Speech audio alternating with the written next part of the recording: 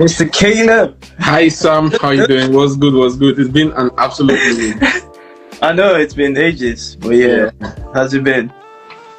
So far so good. We're enjoying Scotland and it's multiple weathers. So yeah, the sun and everything is just really remarkable. I'm never gonna lie. It's the sun, the rain, and the snow. You're experiencing all three weathers. Yeah, I think it was 3 Sundays or so ago. It did snow. Okay. Randomly. Oh. Randomly, very random. So, but yeah, it's been good. So far, so good. Great. I think I've already experienced snow this year, Sha. So maybe later in the year I might likely experience it. But yeah. Cool. Hopefully, I believe some persons are gonna join later on. But yeah, just want to say a very big thank you for making our time to entertain this. It's been a long time coming, and I've always wanted to bring you on the platform, but you're a very busy man, so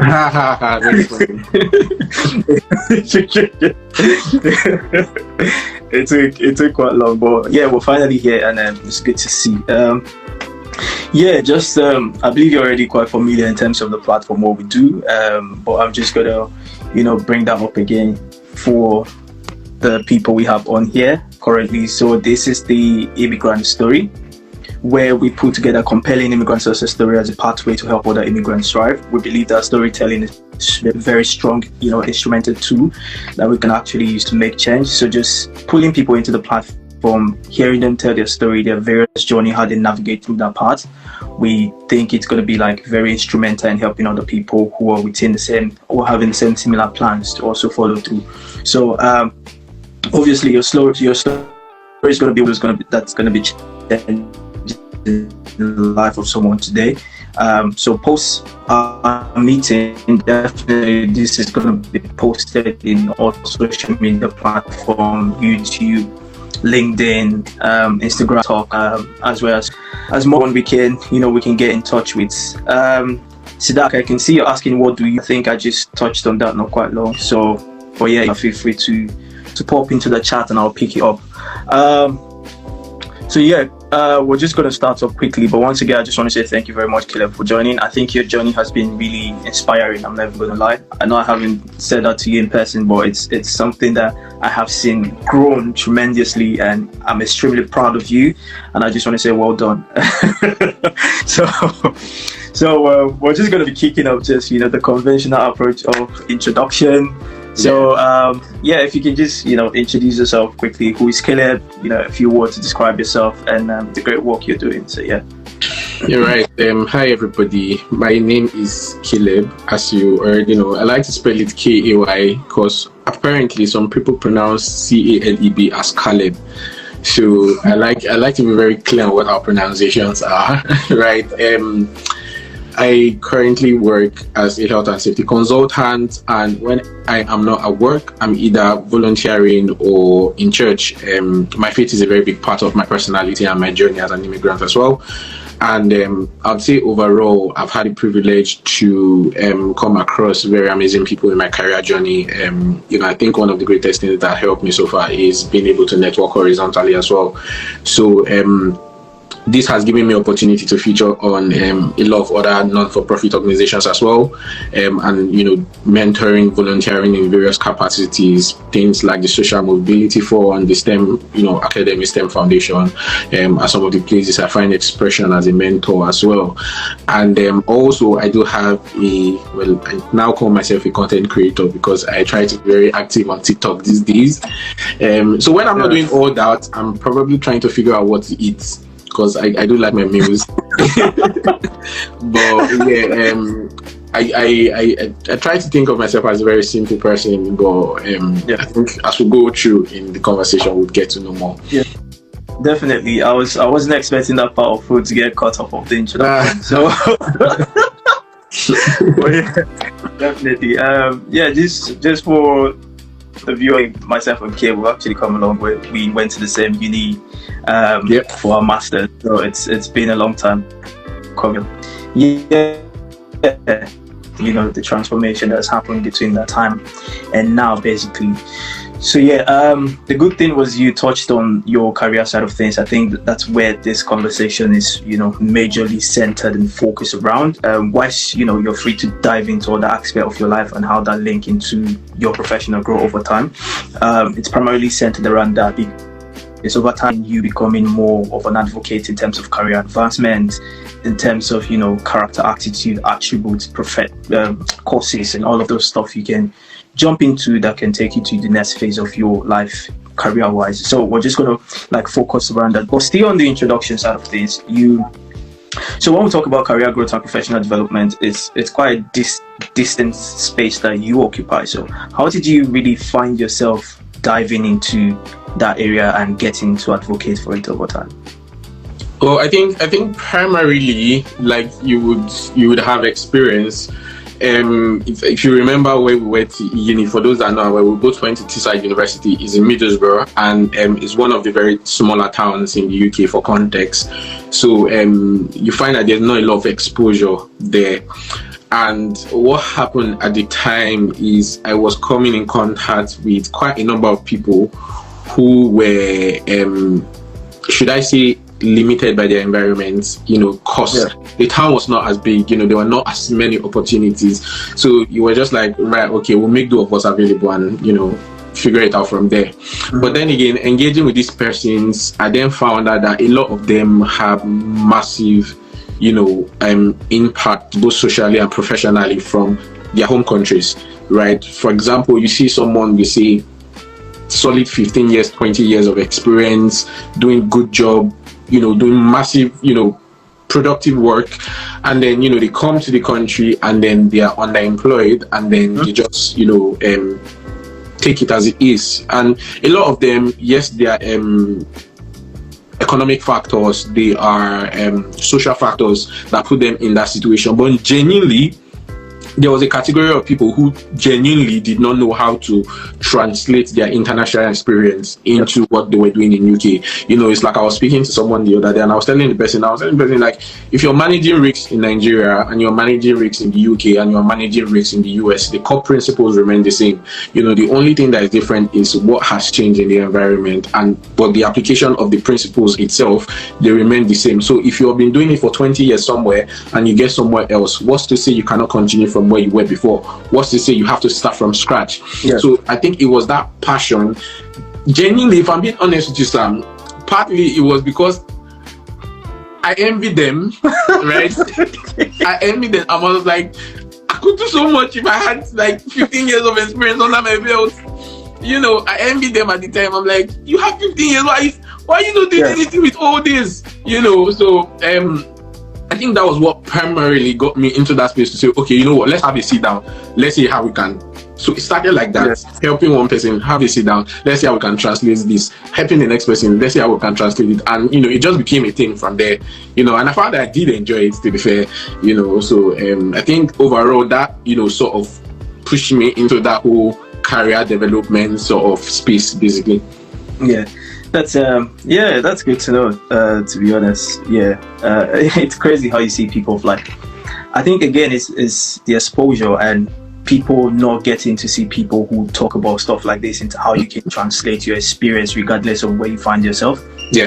I think you just occupying that space, it's going to lead me to the next question in terms of TikTok, basically how you've created a massive presence on there and how that it's really helping people to translate their experience back from Nigeria, back from wherever, and see how they are utilizing that here to learn something for themselves going forward. So over time, you've garnered a strong presence across LinkedIn, across Instagram, and across TikTok, basically. And just on the basis that those three space in terms of what they do, it's quite. So we know LinkedIn for very professional, kind of thing, and we know Instagram to be a mix of both because people. But we know TikTok to be should I say, the playful platform or the sales platform kind of thing. But however, people are utilizing it in a different space. Just seeing yourself occupying all three spaces, do you think something about you changes in how you utilize those space, or you just put yourself as the same person in utilizing those space to propagate your should I say your message at this space. So yeah. I think for me it's all about how you see your personal brand, right? How you want people to see you. I think for me, my personality across all my platforms are the same. I don't change. When you were going to ask the question now, I thought of something. When you get your cutlery to eat, sometimes you have your spoon, your fork, and your knife, right? And depending on the meal or depending on the vibe you want to get, you know what cutlery you want to use, right? Like you already said, LinkedIn is we're here, we're serious, let's get this done and let's move on, So I try to express a bit of myself on there as much as I can within the professional confines, right? I feel Instagram is more of my safe space, my own personal. If you want to know about me, not that you can know too much, but that's you find me on Instagram. And then TikTok is like the fine line between both, where you can get both the professional and the personal bits. But overall, I think what I have also noticed as well is that people are tired of the should I say the whole seriousness around LinkedIn, and they want to relate to emotions more.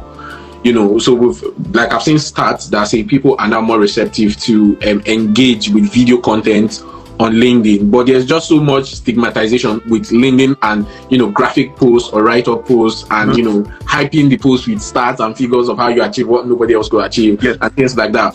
But you still see people from LinkedIn going on to TikTok to find information about things that they would naturally find on LinkedIn as well. So it now brings a unique opportunity for professionals who can express themselves on those social platforms to effectively pass the message that they want to pass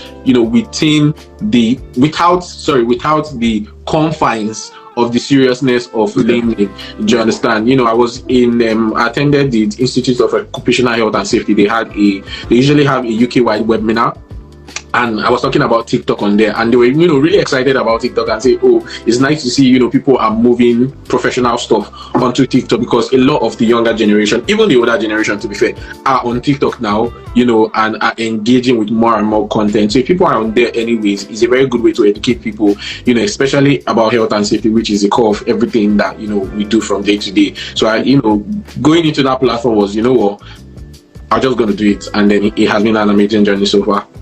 Great. I think to be honest, I'm going to say that's a really good thing, because sometimes I see some LinkedIn posts and I want to comment, not in a professional way, but I just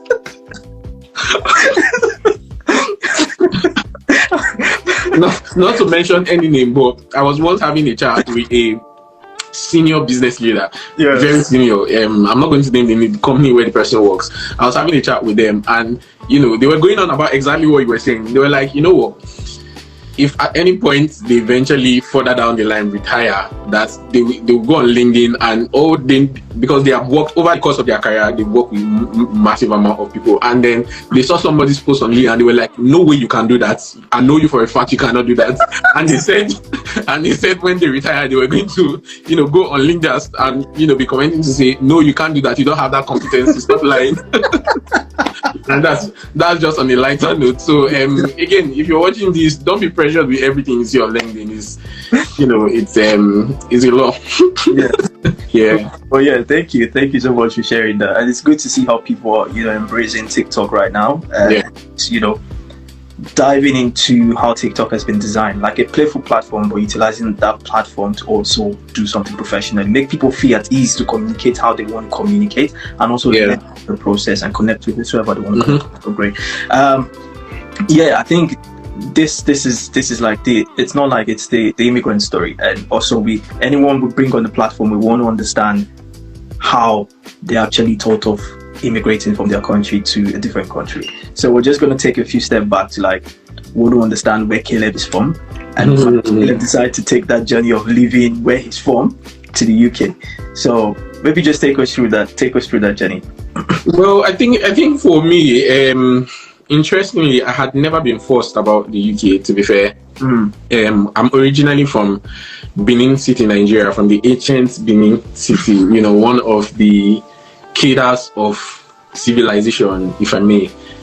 So I am a proud Benin man. Yes. To the bank. Anyways, growing up in Benin had its both social and economic perks.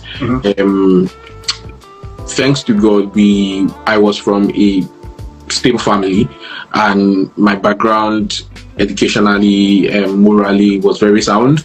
After finishing my undergraduate in civil and structural engineering at the time at Landmark University, I was doing a lot of work with the family business, and then I have my background in civil engineering, so I was working, here and there across different sites as well. I was satisfied with that, to be fair. Okay. I couldn't be forced. There was enough resources. You understand, there was enough resources to meet my needs at the time, and I was not particularly concerned about the overall economic situation that might have pushed people out of the country at the time. But my dad always had a philosophy of you have to have exposure. Even if you were going to remain in Benin, even if you're going to stay the rest of your life here, he wasn't ever comfortable with the fact that you just did not want to go out and see what the rest of the world was like. Because in retrospect, I now understand why he did it, because he was giving us a life that he didn't have the opportunity to have. And it was like, what, regardless of what you want to do after, think about going out somewhere, UK, Canada, wherever it is, and if after that you want to come back, if that's God's plan for you, that's absolutely fine, But to be fair, after NYSC, I was not particularly forced. I was just chilling, I was just doing me, I was just chilling. And then, unfortunately, it was a not so pleasant situation that made me double my coming to the UK. I had, for those that are aware, there was this whole force with police brutality, and in the whole 2018, 2019, 2020 across the globe, and it was not alien to Nigeria as well. Around that time, I had a run-in with a unit of the police force referred to as SARS. For anybody that comes from the south of Nigeria, they will be very familiar with that acronym. So after my run-in with them, I came to a realization that I had to go. Came to a realization that I had to go, and then I bought into my dad's vision, and I was like, what? Please, I am ready now. Hope you have not changed your mind. Help me, help me. So it was actually so bad that night. Yes. I was, in custody from about, I think, 4 p.m. till about 1 a.m. And at the time I got it was bad, So that whole experience made me now look towards, right, okay, what am I doing next? I need to be serious with this thing that this man has been telling me about. So it was, I think, the year after, in 2020, just during that COVID window, I came to the UK, and that was really the journey before I came into the UK. And I think because of that, should I say, traumatic experience, now in retrospect, in my head I was like, what, I have to put myself in a situation where I will not be at the mercy of anybody in that place. So I think that actively contributed to wanting better, wanting to be better, wanting to do better, wanting to help people as well to get the best version of themselves, just so they are not confined. Because the way I think about things is, we experience things for a reason, we go through seasons for a reason, if not for ourselves, for someone else. And that for me was a reawakening, because it was just like, this cannot be normal, and if I stay here and accept this, that's me accepting this as normal. So I had to go out and figure out what normal is, and hopefully sometime in the future help to implement normal. So that was the journey pre-UK. Yeah, no, that's very good to know, because even me myself, I had an encounter with those people. Proudly, I'm from Edo State, Benin City as well. So, and actually, I see someone calling them terrible lots. Tell me about it. So I believe, obviously, you experienced them. Don't get me started. I could go all day. Yeah, cool. That's good to know. I was going to ask a question in respect to, some people actually have this whole preconceived notion of how, their abroad is before they come in and all of that kind of a thing.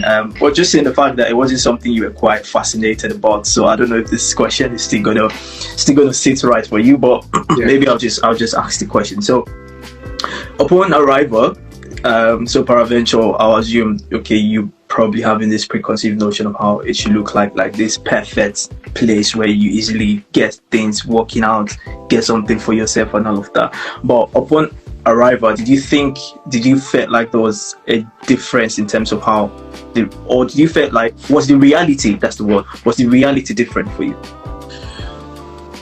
Well, I think aside cultural shock, because to be fair, I came to the UK at a time where I was transitioning adulthood.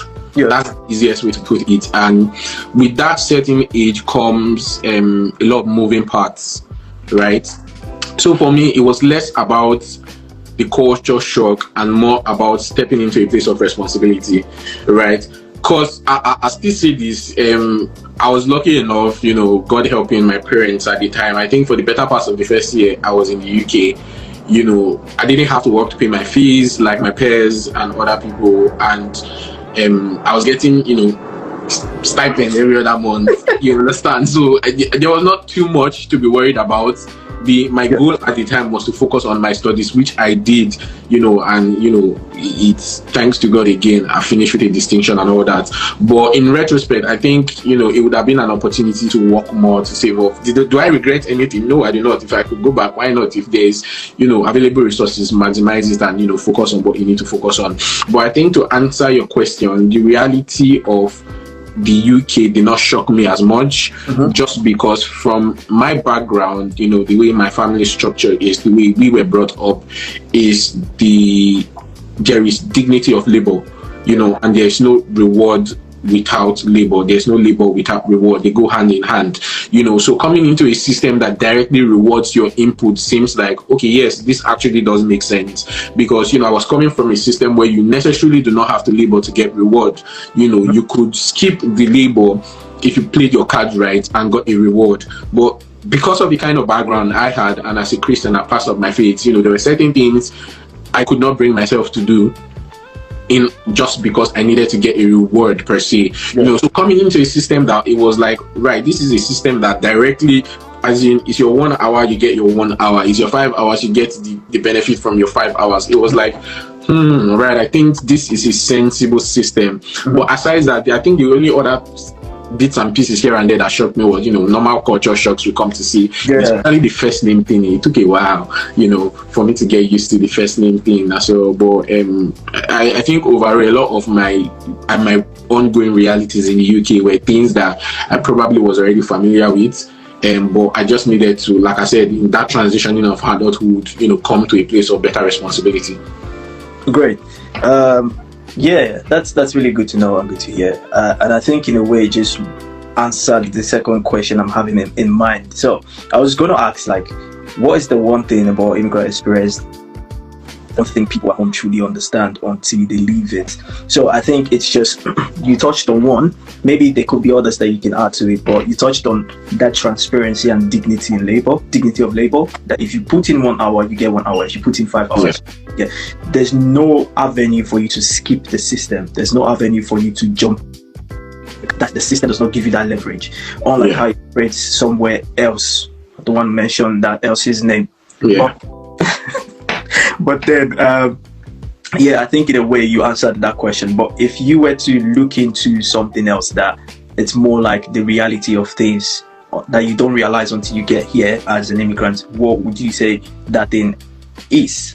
Again, I know you mentioned culture shock, which a lot of us experience in terms of how things operate and function here.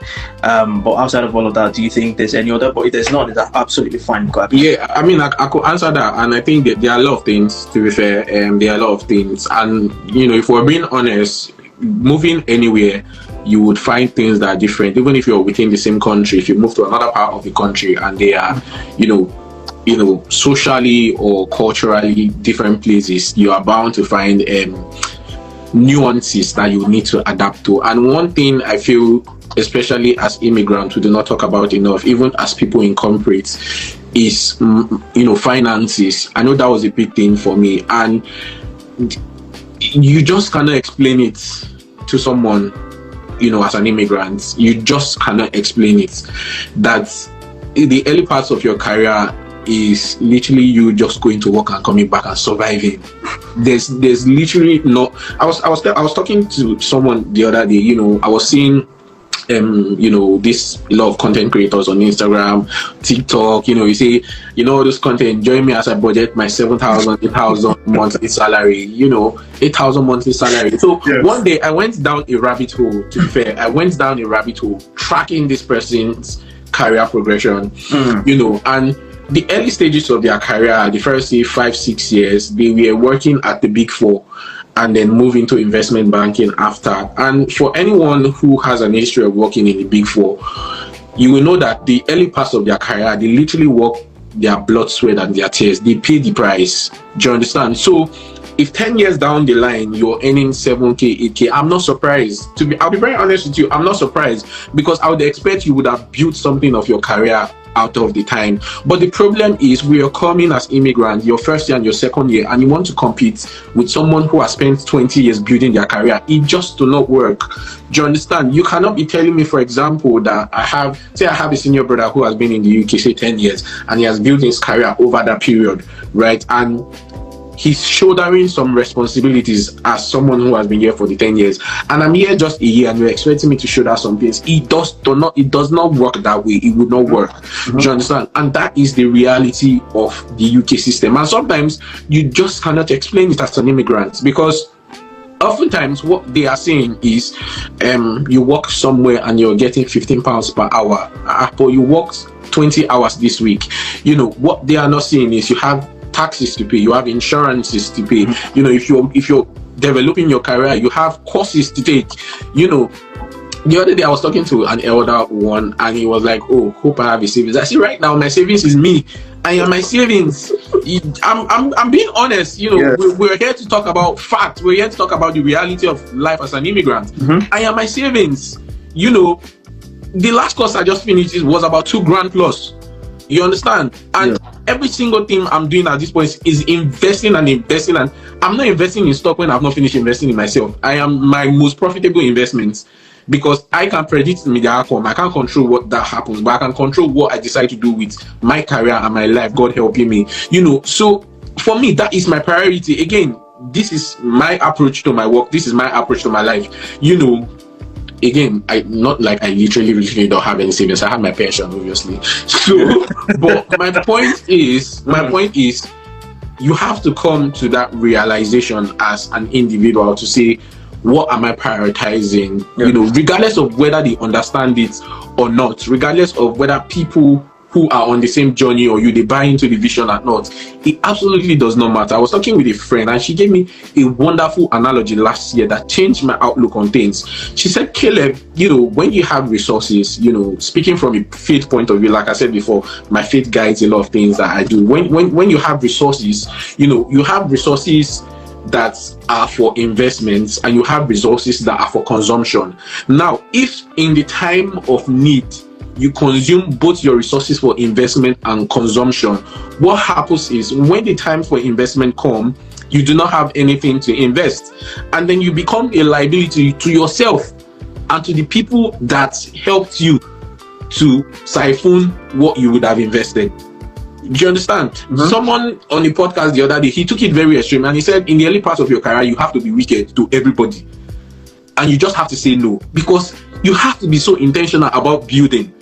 It's why everybody is particular about the foundation of every building, because no matter how beautiful anything is on top, once the foundation goes wrong, everything comes down. So if you cannot build a solid platform for yourself, regardless of if there's buying from home, if there's buying from immigrants, what you're doing is setting up yourself long-term for failure, because it just gets to a point that it is no longer sustainable. And I just feel not a lot of people understand this at home, and sometimes it takes them a while to finally get there.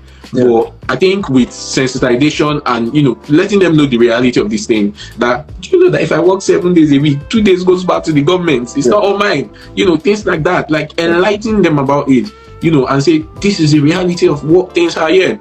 I know very well, we come from a very communal community. You can stay at your friends and do whatever. You don't have to worry about rent. But even here, even if you're staying with somebody, you have to contribute a lot. And it's not just because you don't want to be irresponsible. It's just the way the system is. You can't just leave them to shoulder everything, So that I feel that part is a part where we need to be more vocal about, because it just helps overall long-term sustainability of the relationship we have with people back home. Yeah, thank you very much for sharing, Caleb. I really appreciate that genuine insights you've just shared. And I think, like you said, it's very important for people to dwell in the realization of things rather than just optimistic. I know it's good to be optimistic. It's good to be I don't have another word for it, but just being able to tell yourself that this is the reality of things, and this is how crafting your part around your reality can really help you in terms of your next step, to be honest. Because most times you can be very unrealistic about things. Like you said, you see someone who's been here for 10 years or more than, but has built a 10 years career for themselves, and you're coming 1 year in and you're looking to gauge yourself with that person who is 10 years ahead. Realistically, that does not work. It's only work unrealistically. So if you quit living your unrealistic life or having that unrealistic mindset and live in the reality of things. Yeah, thank you so much for sharing. The way the session is, it's been sectionalized into multiple parts, and we've touched on your introduction, touched about your immigration story, and I think in between your immigration story, you talked about the career side of things, of which we want to dive into in a deep way right now. So basically, I know you've like you said, you've got over 5 years plus experience career wise, but just coming here and looking at your early career phase, what are those mistakes you made that you think people could easily avoid when starting the career or moving abroad to come start something for themselves? Well, I think for me, I'm sorry, I just have a screen here for prompters, just in case you see me turning. Well, so I was going to say, I think for me, I do not consider my journey, anything that's happened in my journey, a mistake. Because I have a scripture that always works, and every time I reflect on it, all things work together for good to them that love God. And yes, there are things I would have done better, but I don't think they are mistakes. And if I had gone back again, I think I would want to take the same path, because it will lead me to where I am now, and I am satisfied, with how far God has brought me, And for me, if I was to do anything differently, I think the primary thing I would do, two things actually. The first one is to be more vocal about myself. I became vocal too late.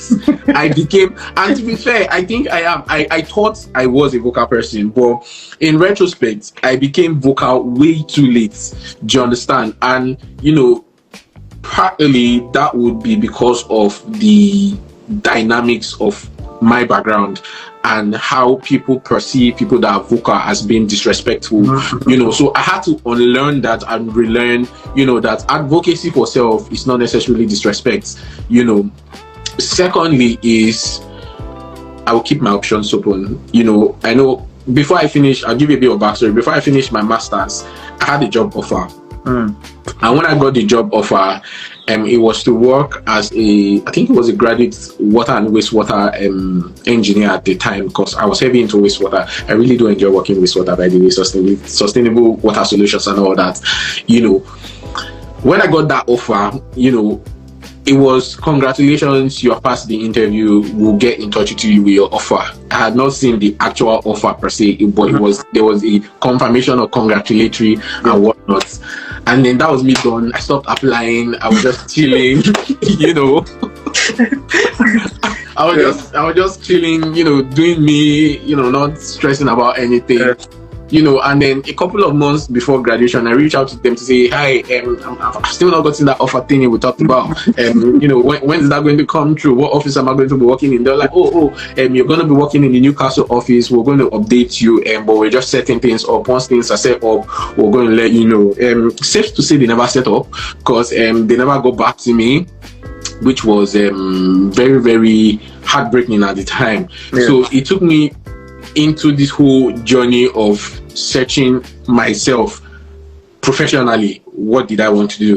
Because when I was in Nigeria, remember I said I was working with the family business. I was doing quite a number of things across multiple construction sites as well. So at the time, I had worked residential, I'd worked highways, road construction, things like that. I worked commercial as well, estate building and the like. So I had civil engineering experience, a little bit of project managerial experience, and health and safety experience. But it came to a place where I had to make a decision on navigating that career path. But I think it's interesting. Remember, I said everything works together for good, because that whole career transitioning phase, helped me really understand what people wanting to transition their career, the kind of confusion they face. Yes. So now that I am in this state where I'm in a place where I'm able to have conversations with those kind of people and say, right, I have literally been here. I'm not telling you something I have not experienced. This was me from, I think, about 9 to 11 months, multiple career transition programs, multiple, things here and there, mentors and all that. And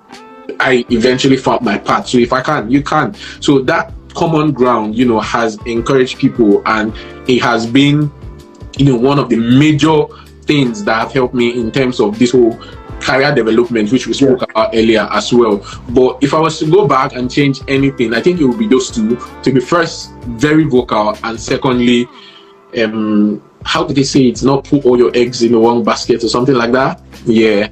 But to be fair, I think I was to put all the eggs. But yeah, that's just on the lighter note, anyways. Okay. Thank you for sharing. I think in a way you just brought back like memories, because you see that position you found yourself. I had one with environment agencies. I think looking everybody from our sets that came in 2020 and finished the 2022 when we finished. Yeah.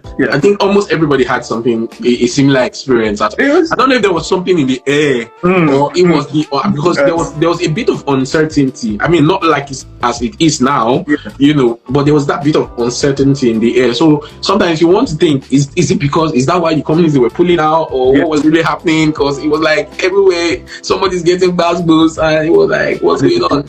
Another funny thing was the location was Newcastle, so wow. But yeah, wow. That's interesting, actually. Yeah, but yeah, great. Thank you for sharing. Like I said, or like we actually discussed, there's a possibility that when you answer a question, you the answer another question. So the next question I'm looking at, just in case I'm turning here, I'm trying to pick at the next question in a way. Yeah, so the next question I was looking at is, so many immigrants find themselves in a new country within those job markets, and so what are the from your experience, what are the unwritten rules that you had to learn about the professional workspace, and how did you learn them? I know something you mentioned something about self-advocacy, like putting yourself out there, through platforms like professional platform like LinkedIn and all of that. And you made mention about doing that quite late. I think that's something so many people are still dragging their legs about, because they believe we don't really believe on putting ourselves too much out there by ourselves. Yeah. But in terms of those unwritten rules, what would you say those unwritten rules are in terms of creating that visibility for yourself within the professional workspace? Well, I think first of all, primarily, before I say any other thing, I would say build competence. You cannot be incompetent and want to be doing anything. Nobody will take you seriously. You understand? Yes. But in terms of, and to be more direct in the question, in terms of the unwritten rules, this one is something I feel every person can relate to, and this is not just in meetings or in interviews or in anything, but I think we need to come to a place where we imbibe self-advocacy. Do you understand? And why am I heavy on self-advocacy is, yes, your work can speak for you, but you need to say, I did it. Do you understand? Because subtly, we're in an environment where your hard work can go unnoticed sometimes if you do not actively put yourself out there. For example, I'll give you a case in point. I am someone that enjoy doing presentations. I could help you present for a regional call. I could, if you like, don't acknowledge me. I just like doing presentations, innit? I enjoy doing presentations. I'll put your PowerPoint deck together, and by My colleague has come to me to say, help me put a presentation. I'll do it for you. I don't see it as anything. But there was a presentation I did with one of my colleagues, and then we both presented it on a UK-wide call. And after that call, I remember I was in an interview panel, and one of the senior managers was like, oh, he remembers me from the presentation we did on the regional call, and this person is based out of Ireland, Dublin. We'd never seen in a day. And after that, we became, well, he sort of became a senior person I could always go back to say, are you happy to just have a chat? And we randomly had coffee chat. The other day, he gave me a book, by the way, Rebel Ideas. I've started on it and it's really good. So this just shows how much putting yourself out there just open new doors for you. And the second thing I would say is, especially from people from my country, people from Africa, is unlearn this superiority mindset. Unlearn it. When you get into the workspace, your equals at work. Yes, you have a manager, but in as much as your manager has an opinion, you also have an opinion. Do you understand? When you are going to an interview, you are not going to an interview to only be grilled. You're going there to grill the interviewer as well. So you're going there to grill the employer. If they're asking you, why do you think we should hire you? After you answer the question, you are asking them, why do you think I should work here? Is your work a positive workspace? Have your expectations. Tell them, I don't feel like I'm at the place where I want to work 4 times a day or 5 times a day. What are your arrangements around that? How do you support professional development?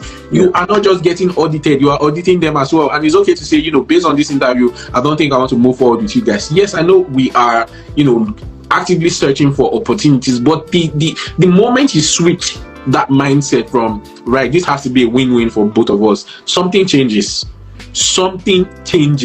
I take it from me, something changes. I've had conversations with people, and they go, oh, that was really interesting, and because every now and again, what I try to do is just try and secure interview for interview 6. Not because I want to move or anything, but just to keep myself abreast with what's happening with the job market. Do you understand? And maybe it's because I particularly do not need them. I approach them as a conversation. And then when you're there, you're having a chat, you're having a laugh, while still displaying competence and displaying your words. But you're having a one-on-one. You're just like chatting through it. But when you go with that mindset of, this person is more superior than I am, I have to be very careful about what I say. You can't even take a joke, or you can't even, make light of the situation or something. It becomes very, very, very rigid. It becomes very regimented. Unless you are a shooting star and you're a unicorn and you have a horn shooting through your head, nobody likes a regimented and overly uptight person. That's why I started with competence. Above all, try your best to be the most competent in what you do. If you can, aside your immigration status, which I understand as an immigrant has to be priority, don't make any other thing priority aside competence. Not money, not location, not benefits, competence. Competence, at least for the first to 5 years of your career, build competence with your blood, sweat and tears, because that is one thing. See, they can take salary away from you, they can take benefits away from you, but you see, once you know how to do that thing, it's just a matter of time. Somebody else will find you. Somebody else will find you. And the interesting bit is your works even speaks way louder than you think. I had someone leave our company recently because he was relocating to Canada. And he sent me an email randomly, and he said, oh, hi Caleb, he's a Caucasian, by the way, I think he's Scottish. Someone reached out to him to say they were interested into going into health and safety. We've worked on a few projects together, and he said, immediately I came to his mind, I'm very sound on the project we have worked on, and he was hoping I could have a chat with the guy. I was like, yeah, absolutely, why not? Feel free to give him my email, and we can book a slot in and just have a quick chat. But we never talked on that level. Do you understand? We never really talked on that level. I mean, the one time he come and he had came to me and said, oh, thank you very much for the quick turnaround on something I helped him do, but that was about it. And then every other thing is like surface level chat, how you doing, what's things like that. But in terms of actual day delivery, we had never talked on that level. So there's something about being diligent and competent with your work that speaks even way louder than self-advocacy, because you just become so reliable that people know that, okay, even if this person is not the most competent, he's reliable enough to get competent people to give him input for him to deliver on this job. Yeah. Do you understand? So once you get to that level and you understand this is how I should position myself as an early careers person, then that's you setting yourself up for sustainable long-term career progression. Do you understand? And like I said, it might just take time, but there's always that, reward out of all that initial early career investment. I think you've dropped gems back to back, and somehow this is insightful. But yeah, just like you said, I think that it's a cultural thing. Thinking of how we tend to be like put respect first. Like even when we get into the workspace, we don't see colleagues as colleagues. We see them as someone who's older than us in one way or the other. Or your line manager or your director or something like that. And that actually rub off that possibility of having like a good conversation with someone. The way you chat with your mate is different from how you chat with someone who's older than you. Having that mentality, like I'm scrapping age out of this and just feel like I'm having a conversation with my mate. And if you have that mentality and see it with like a business unit leader, trust me, you're going to get so much out of that conversation rather than you're not even lying. You're not even lying. I promise you're not even lying. See what happened. I think after the first about 6 months to 1 year of when I started working with my current company, I became vocal about, I want to do more. I want to, be involved in more projects and stuff. And as God will have it, I got involved in more. I kept volunteering for stuff out of my core tasks, ED and I, the Faith Network, office initiative. I would just put myself out everywhere, But what that did is it exposed me to a lot of senior leaders. I'm talking associates, senior directors, regional directors. So it even came to a point that I was having more conversation with senior leaders than with people that were within my pay grade, and it made me adapt to having conversation with senior people. Yeah. And interestingly, my line manager at the time was a regional manager as well. So all that just made me talking to senior business people really, really easy, And I remember one of the current regional lead for the whole Scotland and Northern Ireland region. I had worked with her a bit doing ED and I stuff during the first 1 year in the business, and when she got the role, first thing I did was to slide into her name to say, "Oh, congratulations on the role, you're smashing it, keep doing that good job." But I could do that because we already had a relationship. Do you understand? Yes. And it was actively putting myself out there that, made the fostering of that relationship possible. And the interesting thing about that is, having been on different reverse mentoring program, is senior business leaders are curious. As a early career professional, mid-level career professional, you are more worried about technical delivery and competence. They are more worried about managing people and understanding client needs. So they are curious to know what's going on in your mind. And you're there limiting the conversation because you think they're older than you. Yeah. Imagine you give a perception of being able to do so much more. Yeah. I've literally studied, because one thing about me, if I see somebody that have advanced in their career and I admire you, I'll go and study your career timeline. I do it a lot. Be it on LinkedIn, be it anywhere. I will scroll down and I will click on career. I want to see how you got here. Do you understand? And it gives you a level of understanding of people don't just get into spaces. They have a track record of building this thing. And more often than not, if you speak with people who have very quick career trajectory, say in 10 years they have made associate, in 10 years they have made this, in some amount of it, you will find that they had senior business leaders who took a chance on them. And you don't take a chance on somebody you don't know. 100%. So they would have had some sort of conversation with that person, and they would have been able to deduce that this person can function in a certain type of way. And they'll be like, what, I think you can do more. Why not do this? And let's see how it worked. And then they deliver, and that's then set up for the rest of their career. Do you understand? But if you're not having this conversation, they don't know you. If when opportunity comes, you're not in their memory. They are thinking about too much already. Yeah. They are thinking about too much already. So I think there's a lot of things that comes out of having this conversation. Yeah. That I'm not even gonna lie, to be honest. I think your ability to put yourself forth gives you unseen opportunities that can come in the future. Bro, seen and unseen, my bro. Do you remember Chisolu? Yeah, of course, I did. Chisolu taught me something. Yeah. If I did not learn anything from Chisolu taught me something that you can never go wrong with self-advocacy. Yeah.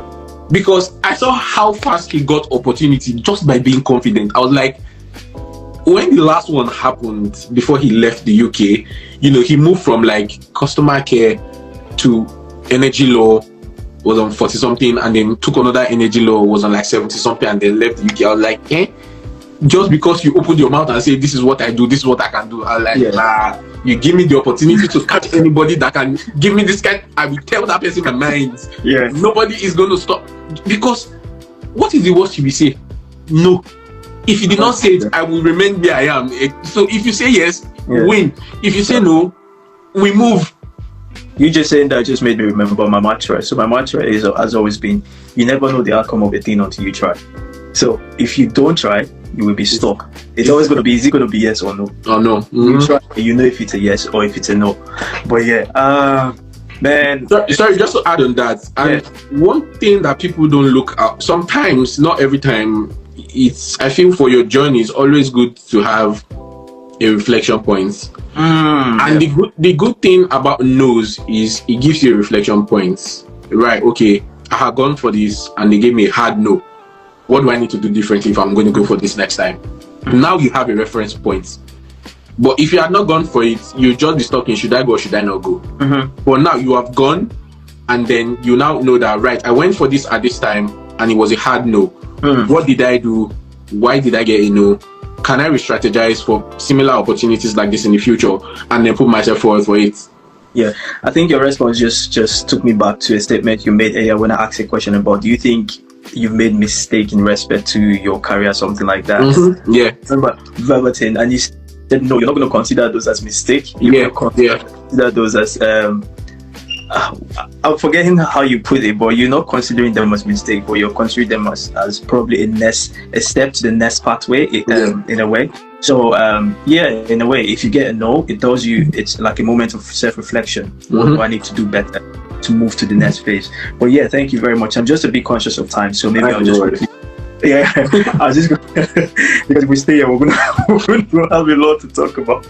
But yeah, I'll just quickly move. But before I move to the next section, which talks about like being an immigrant in the room, like the identity side of things.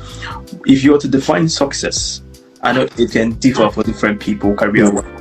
Just looking at your journey, how would you define success? I think for me, like I said, my faith is a very primary part of my being. And I think success for me is being able to find expression in the way that I want in my job. Yeah. I'll give you an example. Let's not lie to ourselves. We're in the UK and conversations around faith at work is very dicey. However, organizations, I don't know if you do it in your organization, but my organization, they have town hall meetings, which is where we connect to a global stage and the overall CEO gives, speech about the vision for the next month and things like that. So we have people dialing in from the UK, from the US, from Canada, across the globe. Yeah. And they called a speaker. He is a motivational speaker. He's a public speaker. Yeah. He has had experience in, I think, the army, or I can't remember just now. I can't remember his name as well. I would see if I can look up his name. Probably should have looked this up before now. But he was invited to that program at the time. And in fact, I had to go and search him up on LinkedIn and message him, because I noticed something, that a lot of what he said in his speech, literally you could tie it back to the Bible. Literally verbatim, you could tie it back to the Bible. And I was like, what manner of man? Like, in this corporate space that everybody's walking on eggshell, you are here making reference unapologetically, I kid you not, unapologetically found him. His name is Tom Flick, and he's a leadership keynote speaker. And this was the message I sent to him. I said, "Hi Tom, I listened to your session at the Atkins Realist Global event, and can I just say I loved your delivery, and I see how you imbibe your Christian values. Love it." That's what I sent to him, and he replied and he said, "Hi Caleb, I'm happy to join your network. Thank you for your kind words of encouragement. Much appreciated." Tom Flick, that's his name. Yep. Now, when you remember what I said about if I see you doing something, I will study your career trajectory. I'm gonna go and see your career, and I did. I went on his LinkedIn and I checked it. Apparently, he was a quarterback. He used to play the NFL, and then I don't know what happened with the career, but from the NFL, he moved into leadership and keynote speaking. Yeah. I call it stalking because I took time to find out his career history, and I found that he went into leadership career speaking in the NFL, after being an NFL player, and was very successful with it. And then he now began, the overall leadership public speaking, and he has been doing this since like 1990 up until now. This is someone that gives talks to like the US Air Force, to like military generals to prep them up before they go into like, high level decision making processes, And I was just telling myself like, nah, there's no way they would have limited what he wanted to say, because I could imagine what it would have taken for you to get him to speak in the first place. Finding the schedule that works with his time. So if you're going to arrange your event around his calendar, I'm not sure you have the right to even tell him say this or not say this. Do you understand? So it was admirable, right? Now I'm not saying this is a yardstick to chunk things down people's throats, but I'm just saying you get to a point in your career where you literally become a voice in the industry, and people, whether they like you or not, whether you're a person of color or not, they have no choice but to listen to you. And that is what success in my career looks like for me, and not just for myself, for every single person around me. And now I always tell myself, if I get into any room as an immigrant, if I get into any job and I leave that job and make it harder for another immigrant to come into that role, then I have not succeeded. Success should be, when I leave that role, they should be more keen to get another immigrant to fill that role because of how well I did my job, or because of how well I delivered as an individual, as a person. If that is not my testimony after leaving that job, then I have failed somewhere, somehow. So that is what success in career looks like for me. Caleb, you've delivered tonight. Yeah, to be honest, I think I've heard some of this, but it's also refreshing to hear, to see it coming from you again. Yeah. And also hear a fresh perspective of how work. And so, whilst we're even having this conversation, I'm learning quite a lot from it, and obviously there's quite a lot I'm also going to take away from it, because even about the self-advocacy thing, I think I've been very lenient with myself and been very pretentious or hold it back. So I think this is a booster in a way to go out there and bust them. I mean, to be fair, when you think about it, I remember speaking to a friend. He is, when I got my job, I started praying for him, and because I knew if it was health and safety, he is. In fact, I sometimes go to pick his brain to say, what do you think about this? I am competent, but if I was to nominate someone I think would be more competent, or let me not say more competence because we operate in different spheres. If I was to nominate someone who is more knowledgeable about I know health and safety laws, I know health and safety legislation, but I make reference to them.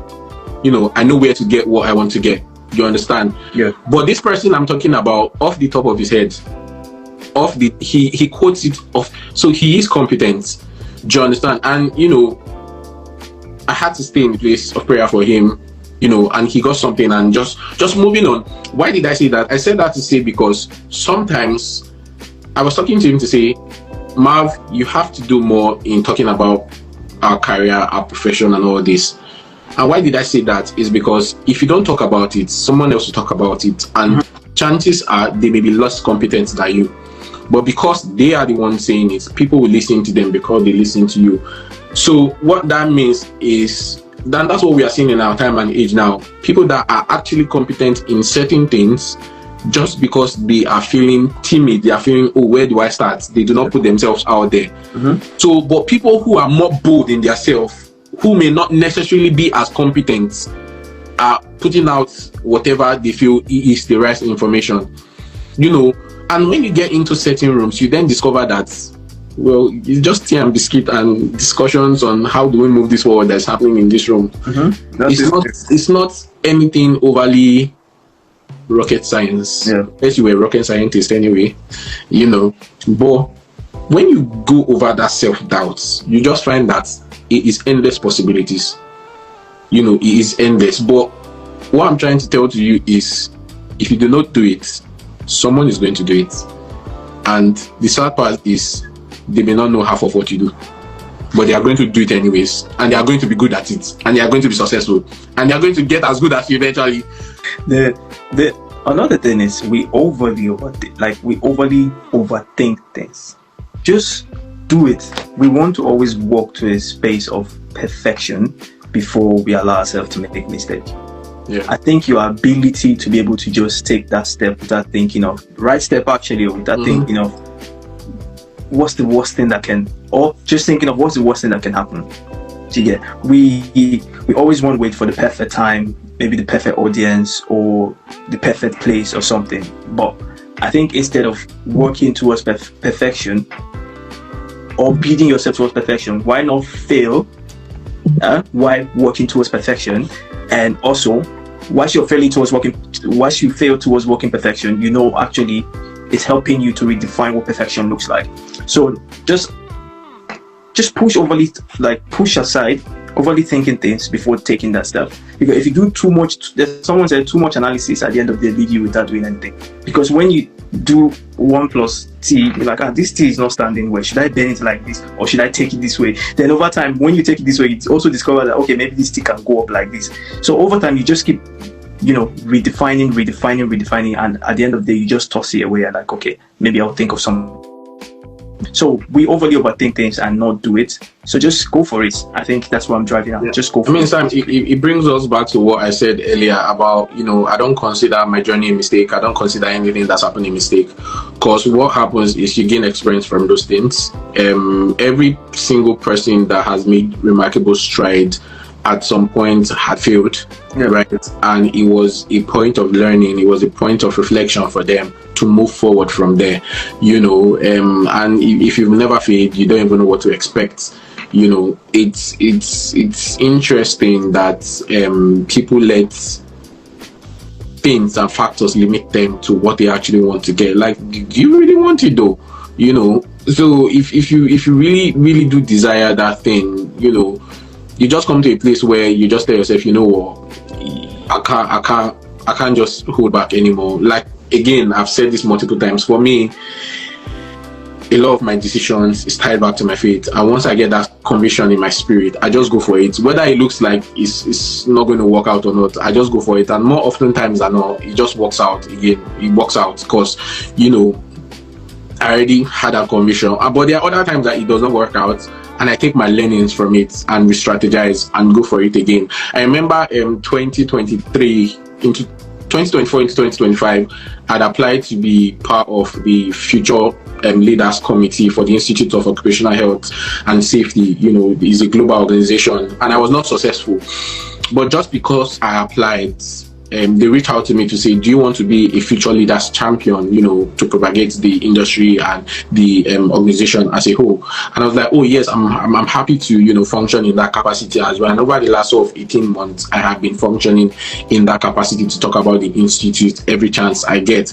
But if I had never put myself up in the first place in fear of, it's a global organization, are they going to take me? Oh no, I don't think I can do it. I would never get the opportunity to be a future leaders champion. Now with that future leaders champion experience, things I can now in the future put together my application to, if I still want to be a member of the committee. But it makes my application stronger because I have already functioned in a sub, committee. So that's what happened with every other thing. Even if you fail, sometimes failure gives you a platform to re-strategize to get a better outcome. But you will never know if you never failed. Remember that business leader I told you about, that we talked to Edie and I. After working a bit with her, an opportunity for Edie and I lead came out. I knew for a fact that I would not get it, but I applied. Do you understand? Because it was Edie and I for the whole business, and I mean Edie and I experience they have. But I applied for it, Sam. I applied for it, and he gave me, unfortunately. And what did I do? I told her, right, thank you for getting back to me. I want to have a sit down to talk about the unfortunately. And then we sat down, we talked, and she's like, oh, the people that got it, they are functioning in this capacity over the last couple of years, and they're in a better place to grow. At the moment, they think I should shadow them for a bit, learn from them, see how I can replicate their successes in England, in Scotland, and pick things from there. Inside, updates. I took the updates and I've been running with the updates. Do you understand? And it brought a relationship. Just getting that sort of insight. But if I did not apply, I will not know. The update will not drop. I think this is a summary of you miss 100% of the shots you don't take. That's it. If you take it, you can miss it, but somebody can see you and tell you, oh, next time you want to take this shot, take the shot like this. Exactly. Yeah. And that's just it. I think we should just go for it. But yeah, thank you so much, Caleb, for sharing. I think I'm just gonna jump to the very last question. No worries, go for it. Skip a few. So and this is on should I call it on the legacy side of things? So now, so what do you want someone who newly arrived to a country, like a new country, like someone, let's assume moving from Nigeria to the UK, who's currently watching this session, to walk away with? What's that one thing you would want someone who, let's say a new arrival, who stumbled into this session or the post somewhere and decided to join this conversation? You said quite a lot, of which I said for myself, there's quite a lot for me to take away. And also I believe one or two audiences, I believe someone initially commented, this is very insightful. Yeah. So, just that one thing you will want a new arrival, a new immigrant to take away from the session, what would that one thing be? I was going to say 2 or 4 or 5, but if you ultimately need to constrain me to one, I would say this unapologetically. That one is this: you are your greatest investment. Any idea, anything, any person, any factor that is intentionally wanting you not to invest in yourself, they are your ops. Avoid them. They are your ops. Now, when I say you are your greatest investment, I'm talking about your career, your person, your whole being, your brand, your personal identity. That is your greatest investment. What made Steve Jobs is the fact that he was Steve Jobs and not Apple. If Mark Zuckerberg today should walk away from Facebook, his identity works with him. If he builds something entirely different and they say, oh, who built that? They say it's Mark. Oh, okay, I'll give it a try because it's Mark. Right. You are your greatest investments. So the earlier you come to that realization and start actively investing in yourself, the better you are setting yourself up for future. Because a lot of things as an immigrant that is just coming into the UK would present short-term solutions to you. It will present short-term satisfaction to you. But as your own greatest investment, think about this. What does this mean for me in the long term? When you start asking yourself reflective questions like that, then you will see that you can start taking intentional decisions to set up yourself for success. Go and look at the history. Go and look at the other day I was in Leeds. I was walking past a bridge. There was I took that picture on my phone. What's the name of this guy? Sammy, I'm sorry, give me 1 minute. I just have to say the name. What's the name of the bridge now? I think I took the name of the photo on this phone I'm using for the live. Yeah. It was a Olubumoye or something name like that. But I stopped and I read it. It was they commissioned the bridge in respect to the Nigerian guy who apparently was a medical personnel, during the World War, and had helped to, did a lot of community giving, volunteering with his time, his skills as a medical personnel, and actively was on ground to help rebuild Leeds. Do you understand? So I'm sure when he was doing all that, there were many other people who were doing other things. So there are certain decisions you take today, and you know for a fact that this is me thinking long term. This is me thinking about my legacy as a person. This is me thinking about, gone are the days where you are building things for just yourself. We are thinking about generations to come. We're thinking about what does this mean 20 years, 50 years down the line for me as a person, for me as every other single person coming after me, for me as an individual. What do I want people to think about me and remember me for? That is the thing. So once you start thinking in that line, you start making changes to how you take decisions, changes to how you invest in your future, changes to your career decisions as well. So you are your greatest investment. Treat yourself as such. You cannot be treating yourself as an afterthought. You have to treat yourself as a priority, both your physical, your mental, your career, your well-being, your health. Because if you should on a life, you cannot really make so much impact. So it is you being intentional about your person as a brand. Yeah. Thank you very much, Caleb, for sharing. Really, really, really, really appreciate that. I know you said to say this, that you are your greatest asset, and what does asset do over time? They appreciate. The more you invest into yourself, the more you get out of it on the long term. So, should I add to that, Sammy? You just give me one insight. You are an asset.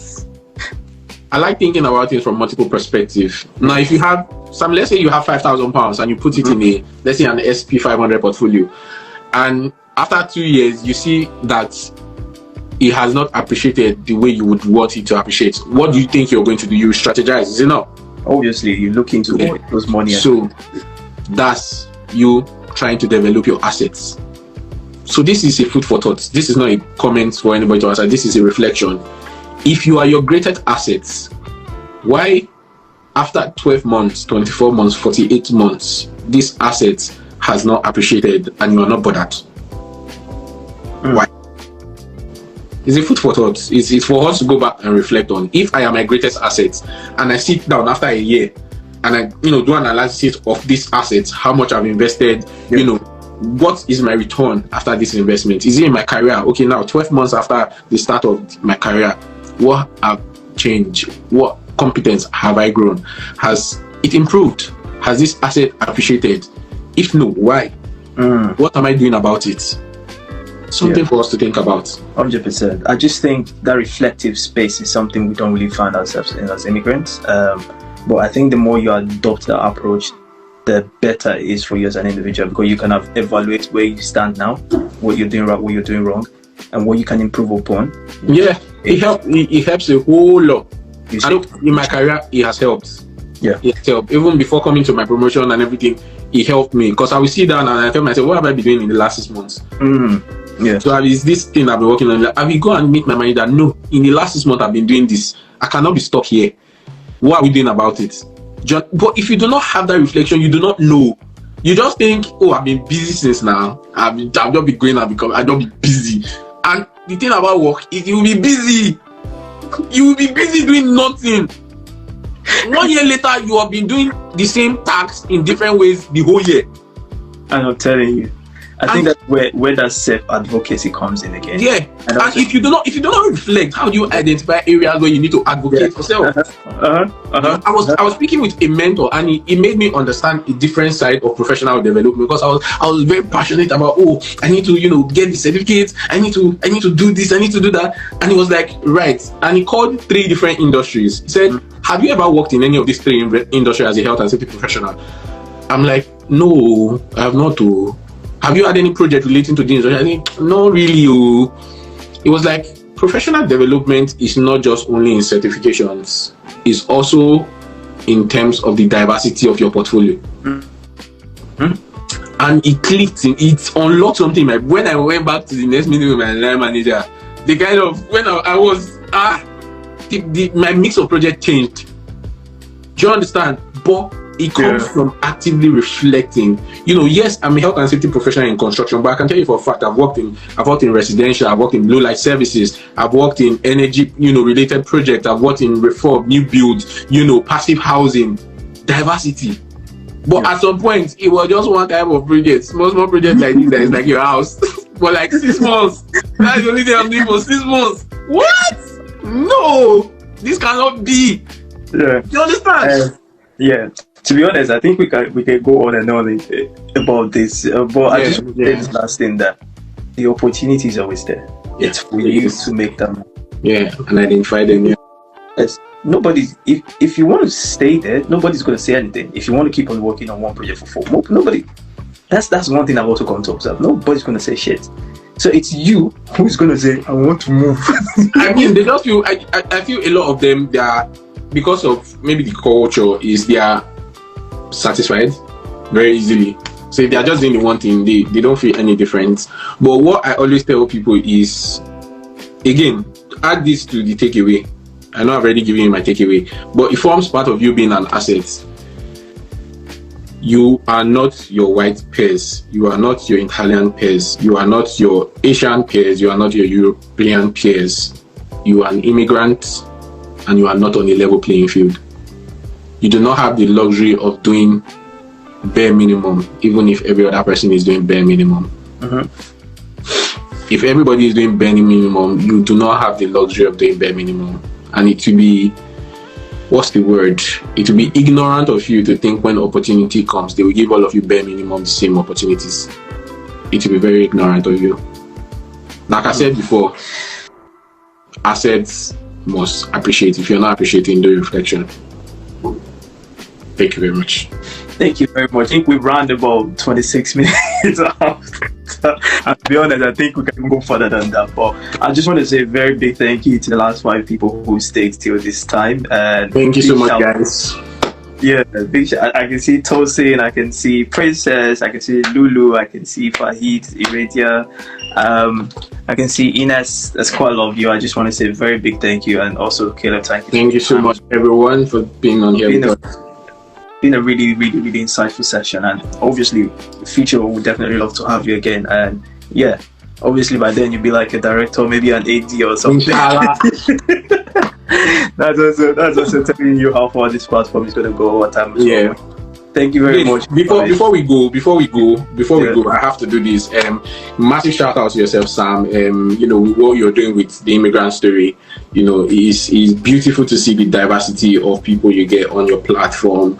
And again, I think this just shows the benefit of horizontal networking, because a lot of being familiar with your journey, I know a lot of the people that have now progressed and advanced a lot in their career are people that you networked horizontal early with, but it's so beautiful. The other day I was just on the page on Instagram, and I was like, wow, how much you have come as a brand, and the page has come, and how much work you guys are doing in that diversity and social awareness page is just beautiful to see. And I just want to say well done, and we'll keep supporting every way we can till we are up there.